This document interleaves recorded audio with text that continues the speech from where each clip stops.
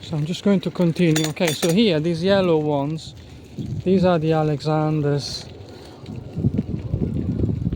So the bluebells on their own are really beautiful, but also with the white of the Ransom.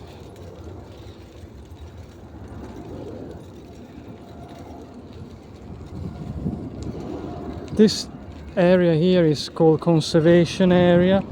It's the conservation area within Kew, and this is possibly the area where there are more, really like a carpet of bluebells.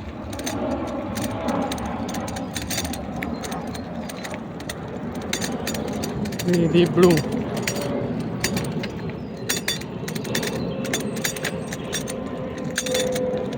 Very pretty.